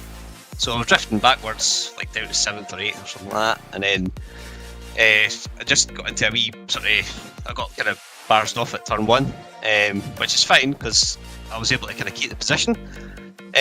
But then R Factor 2 said, give the position back to the other cars, which I did. And in the following corner, I got a drive-through penalty for unknown reasons. So that kind of scuppered race 1 and race 2 as well, because obviously I started 19th for race 2. So after that, it was just a case of trying to work my way forward and try and get a reverse grid, a decent sort of position on the reverse grid, which I did. And then start of race 3, it was a really good start. Got on second, and then had a couple of goes at Phil, and got running him, and then I tried to just run away out front while saving some battery for later, which I needed because Dan Hurlock was on my tail, and he got about half a second on me. But the last couple of laps I opened the taps a little bit, I had a bit of extra battery left, so yeah, I extended the gap, which is fantastic. So yeah, it's nice to get another win, but yeah, it could have been a lot better. Yeah, but a win, all right, it's fine. You will take it. Good points as well in the championship fight for second in the teams. You must be hyped and, well, motivated in a couple of weeks' time when we go to Brands. Last season at Brands, I finished 2nd, 3rd and 4th in the 3 races, and John finished like 1st and 2nd in the first 2 races. So we did well last year, so hopefully we can kind of continue that this year. And as you say, 2nd place in the teams championship is what we're going for. I don't know if I can get 3rd in the drivers' championship now, but I think I might be 4th, and there's always a chance I could finish 3rd. So yeah, I've got to try and aim for that. So fingers crossed. Nothing to lose. Just send it, go for it, and hopefully we'll see you back in the interview room in a couple of weeks' time. Thank you. Cheers. Cheers. Ross McGregor, winner, of course, of race number 3, and some good insight into his battle along the way. Finally, of course, though, let's have a word with the man himself, Matt Richards, who won't be taking part in a couple weeks' time at Brands Hatch, but for good reason, as he's just surpassed a very huge milestone of 450 races. Matt Richards, of course, you managed to cap it off with that milestone in race 2 with a victory and potentially enough points as well to win the championship. Not a bad send-off. Yeah, it was pretty good, eh? Yeah, it was a fun round. It was quite unprepared with some rig things that were going on in the last couple of days, but yeah, just glad I made it. Decent haul of points. I think I managed to keep the gap to Dan about the same. So we might have enough points at the last round, but I'm not too sure. Dan's scoring really well and consistently, so don't think it'll be enough. But yeah, it's been a cracking battle all season. It has been, and obviously you've done a lot of races. You must have a lot of highlights. Do you reckon you can pick out a couple? Have you got a standout moment that's one of your favourites from your sim racing career? Probably doing the triple at Croft a few years ago. That was a big one for me. But I mean, winning the team's championship tonight with the Richards and Go guys, we've put a lot of effort into this season, and it's nice to finally cap it off. I've done the other 2 championships, and it's the last one that I wanted to do to tick off the list. So it's nice to go out on a high and end it with that one. Yeah, absolutely. Well, you take your very earned rest from sim racing. You've had a mega run, and who knows, we might see you back in the future as well. And well, good luck, I suppose, for the championship, even though you're not driving. Should be a good one. I'm sure you'll be watching along from the sidelines when we go to Brands. Oh, definitely. We'll see. Awesome stuff. Well, thank you for joining us, Matt, and best of luck for the future. Cheers. There we go. Matt Richards then, race winner this evening and potentially champion in a couple of weeks' time. We'll find out. But Ewan, just give us a summary of that evening, because, as I say, as far as penultimate rounds go, I can't complain. I mean, where do you start with that? It was very interesting indeed. Very, I mean, there were no huge moments for the top three in terms of a big drama. You know, one of them massively crashing and falling by the wayside or whatever. But there was a lot of great racing in that, and I think Silverstone National always provides that. To be honest with you, it's a fantastic venue for a round, especially at this end of the year, and it set us up beautifully for that finale. It's a finale that the likes of which I've never really seen before, to be honest with you. I've never seen the championship leader having to watch on from the sidelines, just hoping that he's going to become champion by the end of the season. As I said earlier, it makes life a bit easier for us, to be honest, because and it makes life a bit easier for the drivers as well, really, knowing the amount of points that they need to accumulate in those final 3 races. But it's going to be one not to be missed, and can't wait to get back in a couple of weeks' time for that final round. Yeah, don't miss it, ladies and gentlemen, watching along at home. It's been a pleasure to talk you through the action here in Silverstone. You are not going to want to miss the championship finale of the VMO TCUK Championship of 2023. It's been myself, Zach Sweeney, Ewan O'Leary, alongside me in the commentary booth with Mike Yao pushing the buttons behind the scenes to deliver all of the amazing action. A couple of weeks' time, it will be us back in the commentary booth. We are very much looking forward to seeing this amazing championship come to an end. In the meantime, ladies and gents, that is going to round up our coverage, but do take care and, well, bring the popcorn, because it's going to be an absolute belter. See you then, take care, and goodbye.